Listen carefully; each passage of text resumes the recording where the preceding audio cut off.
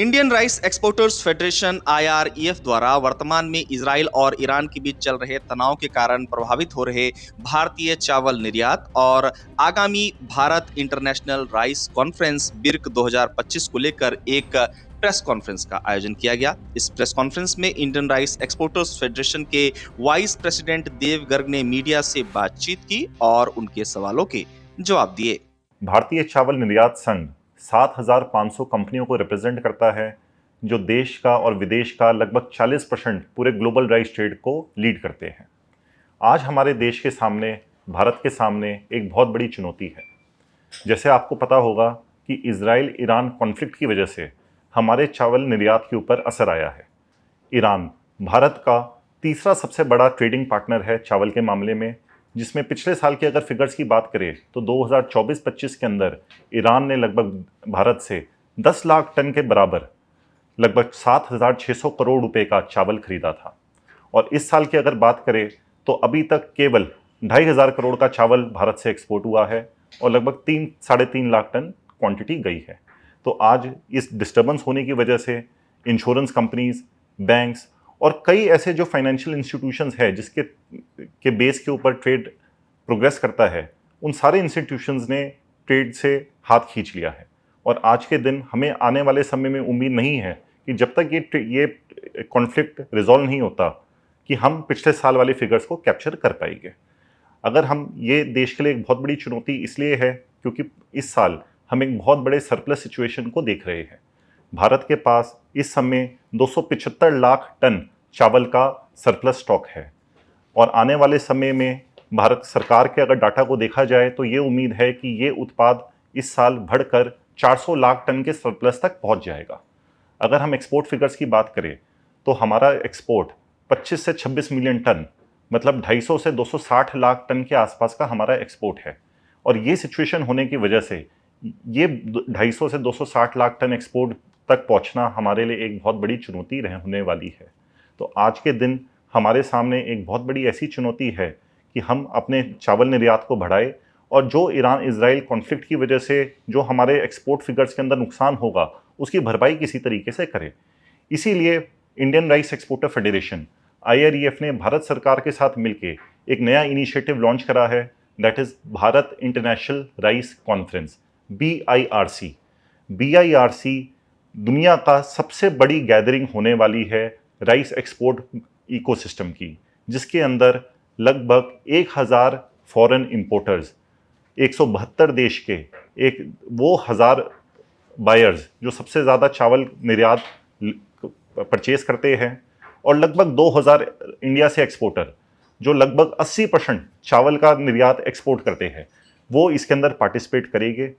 30-31 अक्टूबर नई दिल्ली में भारत मंडपम में इसका उद्घाटन होगा और ये इवेंट होगा कि जिसके अंदर हम पूरी दुनिया को ये दिखाएंगे कि आज भारत के पास चावल भरपूर क्वांटिटी के अंदर अवेलेबल है, सस्ते रेटों पे अवेलेबल है और अच्छी क्वालिटी अवेलेबल है, और वो भारत का चावल प्रिक्योर करे जिससे हमारे फार्मर्स को भी फायदा हो और हमारी देश की इकोनॉमी पे इस कॉन्फ्लिक्ट का असर ना पड़े।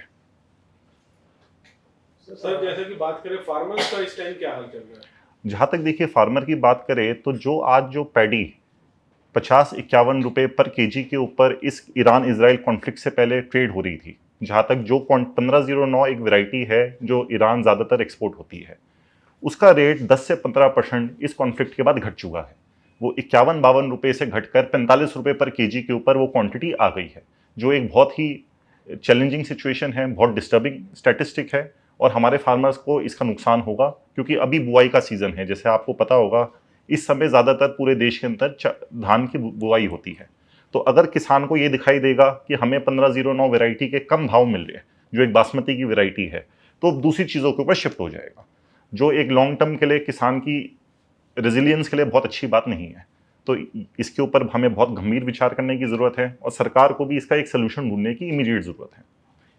सर, अक्टूबर में जो आप इवेंट करने वाले हैं, सरकार की तरफ से क्या आपको बेनिफिट मिलने वाले हैं, क्या सपोर्ट मिल रही है? देखिए, ये हमने सरकार से किसी भी तरीके का कोई बेनिफिट इसके अंदर नहीं सीख करा है। सरकार हमें अपना कई तरीके से सरकार इस इवेंट में हमारे साथ पार्टिसिपेट करेगी। सरकार अपनी तरफ से कई स्टेक होल्डर्स को इनवाइट करेगी, सारा इवेंट का ऑर्गेनाइजेशन के अंदर वो हमें असिस्ट करेगी। बट इस इवेंट की सारी financial liability will be taken by Indian rice exporter federation.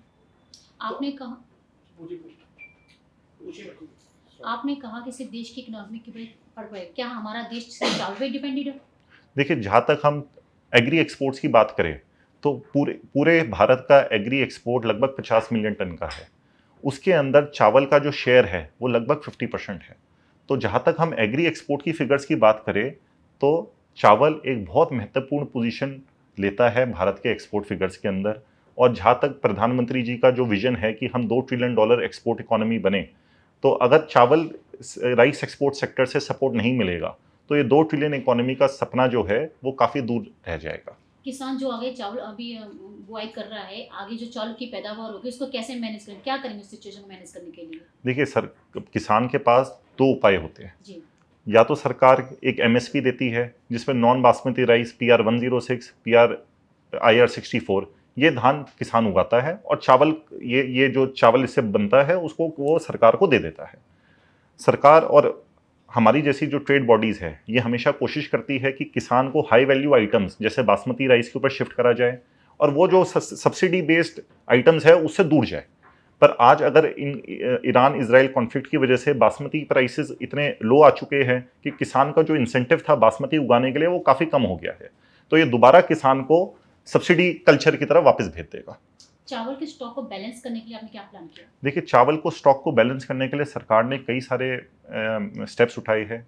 इसमें सबसे पहला स्टेप तो ये उठाया है कि जो एथेनॉल प्रोडक्शन के लिए चावल सप्लाई होता है वो उसका सरकार ने कोटा 54 लाख मेट्रिक टन का दिया है। अभी तक 54 लाख मेट्रिक टन में से 14 लाख मेट्रिक टन ऑलरेडी उस कोटा के अंदर उठ चुका है और आने वाले समय में उम्मीद है कि 54 लाख टन का कोटा पूरा उठ जाएगा। उसके अलावा सरकार ने हमारी जैसी ट्रेड बॉडीज़ को बुला के कई सारे हमारे ओपिनियन लिए, जिसके अंदर एक ये भी ओपिनियन निकल के आया कि पिछले 3 साल में भारत सरकार ने राइस के एक्सपोर्ट के ऊपर कई तरीके की रिस्ट्रिक्शंस लगाए थे।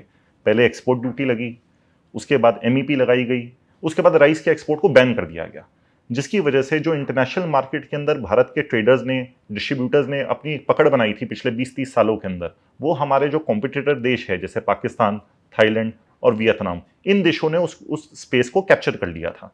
तो इसलिए ये डिसाइड करा गया कि एक मेगा स्केल की एक्सपोर्ट कॉन्फ्रेंस लॉन्च करी जाए और सारे देश विदेश के लोगों को बुलाया जाए और भारत को दोबारा री इंट्रोड्यूस करा जाए वर्ल्ड मार्केट के सामने। सर, एक सवाल ये भी था कि शिपमेंट्स में दिक्कतें आ रही हैं ईरान इजराइल कॉन्फ्लिक्ट की वजह से, और इसमें इंश्योरेंस भी एक मुद्दा बन रहा है, तो इस पर थोड़ा सा अगर जानकारी। देखिए, आज के दिन एज अ ट्रेड फेडरेशन हम तो सबको यही एडवाइस करेंगे कि वॉर टाइप सिचुएशन के अंदर चाहे इंश्योरेंस हो या कोई भी किसी भी तरीके का एश्योरेंस हो, पर एक हैवी रिस्क की पोजीशन बनी रहती है कि अगर ये कॉन्फ्लिक्ट एस्केलेट होता है तो शायद पेमेंट्स अटकने के बहुत हाई चांसेस होते हैं, जिसमें हमारे ट्रेड को बहुत ज़्यादा नुकसान होगा।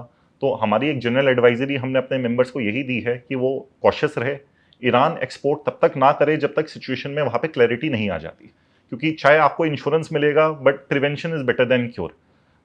आपका माल सप्लाई हो जाए और करोड़ों रुपए का ट्रेड को लॉस हो, उससे बेहतर तो ये है कि एक वेट एंड वॉच गेम देखा जाए। सर, ईरान के साथ में अदर कंट्रीज में भी जो है चावल निर्यात किया जाता है, तो क्या वहां से कुछ हेल्प मिलने की उम्मीद है इस बार? देखिए, यही हमारा BIRC का भारत इंटरनेशनल राइस कॉन्फ्रेंस का उद्देश्य है कि जो नुकसान ईरान के एक्सपोर्ट फिगर्स के अंदर होगा इस कॉन्फ्लिक्ट की वजह से, वो हम बाकी देशों के अंदर अपना एक्सपोर्ट बढ़ा के उसकी भरपाई करें। इसी वजह से 172 देशों को इनवाइट करा गया है कि वो BIRC का हिस्सा बने और हम भारत के राइस को उन कंट्रीज के अंदर ज़्यादा से ज़्यादा पुश कर सकें। भारत का स्थान किस नंबर पे पड़ता है सर, अगर चावल निर्यात की हम बात करें खास? अगर चावल निर्यात की बात करें तो भारत पिछले 20 साल से नंबर 1 पोजीशन पर रहा है, पर पिछले 3 साल के अंदर जैसे मैंने आपको बताया कि सरकार ने कई तरीके के रिस्ट्रिक्शंस राइस एक्सपोर्ट पे लगाए। पहले MEP लगाई गई, एक्सपोर्ट ड्यूटी लगाई गई और फिर चावल निर्यात को बैन भी करा गया। उस वजह से भारत ने अपनी ये टॉप पोजीशन खो दी गई है और आज के दिन वियतनाम और थाईलैंड जैसे देशों ने भारत को ओवरटेक कर लिया है और पाकिस्तान भी हमसे बहुत पीछे नहीं है। पाकिस्तान भी जल्दी ही भारत को ओवरटेक कर लेगा अगर अब ढंग से मेजर सरकार ने नहीं लिए तो। प्रधानमंत्री जी मेक इन इंडिया की बात कर रहे हैं, ऐसे में तो चावल निर्यात को आपने बताया कि बैन भी कर दिया गया, तो क्या कुछ उम्मीद लगती है आगे आने वाले समय में? देखिए, जो चावल निर्यात के पॉलिसी डिसीजंस है उसके पीछे काफ़ी कॉम्प्लेक्स रीज़न होते हैं।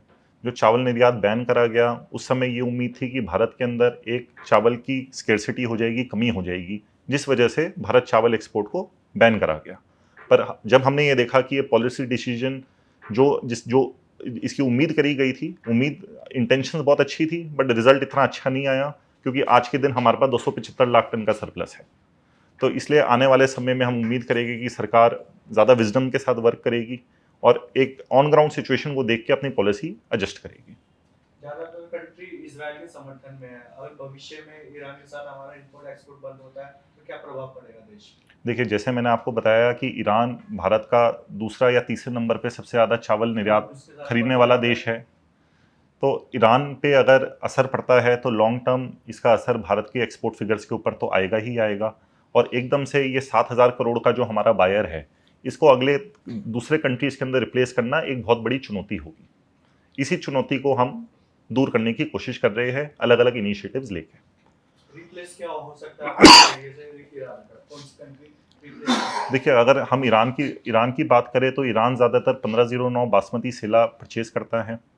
जो और कंट्रीज जैसे इराक, सऊदी अरब, जो सिमिलर क्वालिटी परचेज करते हैं, बट वो ऑलरेडी भारत से काफ़ी मात्रा के अंदर चावल खरीद रहे हैं। तो ये पूरी की पूरी क्वांटिटी तो वहाँ पे भरपाई करना बहुत मुश्किल होगा। इसलिए हमने एक दो कंट्री को टारगेट ना करके हर कंट्री को टारगेट करा है कि जहाँ जिस कंट्री से जितना सपोर्ट हमें मिल पाएगा, है ना, चाहे छोटा छोटा सपोर्ट भी मिले, बूंद बूंद करके हम इस सागर को भरेंगे। इसकी मार्केटिंग प्लानिंग क्या है आपकी? देखिए, सबसे पहला तो जो भारत इंटरनेशनल राइस कॉन्फ्रेंस है वही इसकी सबसे पहला मार्केट प्लान है कि जहाँ पे हम सारे देश के बायर्स को बुलाएंगे, जो टॉप 1000 बायर्स हैं। आज तक किसी भी राइस कॉन्फ्रेंस के अंदर 1000 बड़े बायर इकट्ठे नहीं हुए हैं। आपने सुना होगा कि छोटी छोटी कॉन्फ्रेंसेस के अंदर तो कई तरीके के विजिटर्स आते हैं, बट वो सारे रिटेल विजिटर होते हैं। पर ये जो 1000 बायर आएंगे, ये सब 500 करोड़ प्लस के बायर्स हैं, जो साल के अंदर 500 करोड़ प्लस का माल खरीदते हैं। तो अपने में ही एक बहुत बड़ी गैदरिंग है। तो अगर हम टोटल क्वांटिटी की बात करें तो एक सिंगल रूफ के अंदर 50,000 करोड़ का चावल खरीदने वाली कम्युनिटी एक साथ इकट्ठी हो रही है। तो इसके सामने हम उनको अश्योर करेंगे कि भारत के पास अप्रोप्रिएट स्टॉक है, अच्छी क्वालिटी है और सस्ते रेट है, और गवर्नमेंट की तरफ से भी आने वाले समय में सपोर्ट रहने वाला है। तो यही आज हमारा मार्केटिंग प्लान है, जिससे हम भारत के चावल को इंटरनेशनल मार्केट में पुश करेंगे।